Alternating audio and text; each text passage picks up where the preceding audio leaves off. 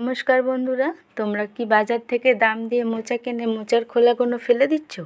না বন্ধুরা, আর ফেলবে না। আমার এই রান্নাটা যদি আজকে দেখো তো এবার দিয়ে মোচার খোলা আর ফেলে দেবে না। তো তার জন্য মোচার খোলাগুলো আমি ভালোভাবে ধুয়ে নিয়েছি।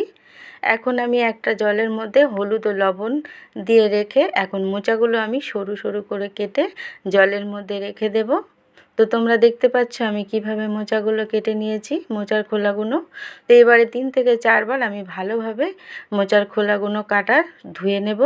একটা পাত্রে এখন রেখে আমি এখন মশলা দিয়ে দেব।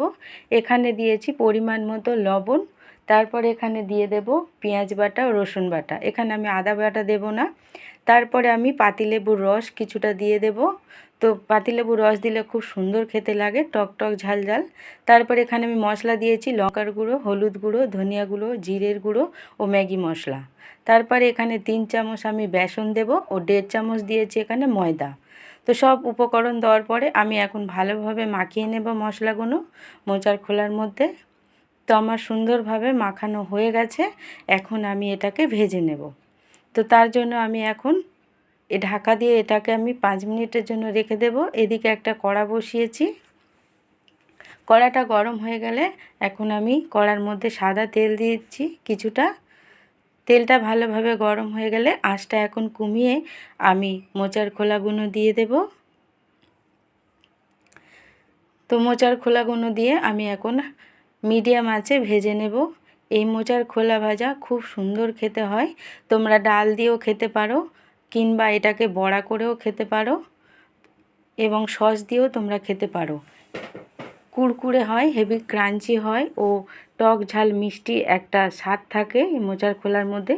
যেহেতু এখানে আমি মশলা দিয়েছি আর দিয়েছি এখানে পাতিলেবুর রস, তো খেতে খুব অসাধারণ হয়। তো আমি এখন সব মোচার খোলাগুলো ভেজে নেব। তোমরা দেখতেই পাচ্ছ কতটা ক্রাঞ্চি হয়েছে। তো আমি আবারও দিয়েছি, বাকিগুলো সব একে একে ভেজে নেব।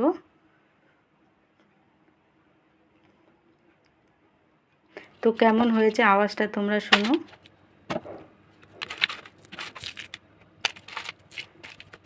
খুব সুন্দর মুচমুচে হয়েছিল। আমি এখানে একটা বড়া করেও দেখিয়েছি, তোমরা বড়া করেও খেতে পারো, সেটাও অসাধারণ হয় খেতে।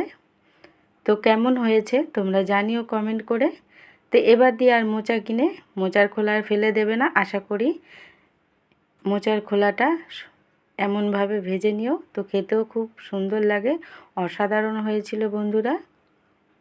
আমার এই ভিডিওটা যদি ভালো লাগে লাইক, শেয়ার, কমেন্ট ও সাবস্ক্রাইব করে দিও বন্ধুরা। পরবর্তী ভিডিও তাহলে তোমাদের সামনে চলে আসবে। টাটা বন্ধুরা, আবারও আসবো আমি নতুন একটা ভিডিও নিয়ে।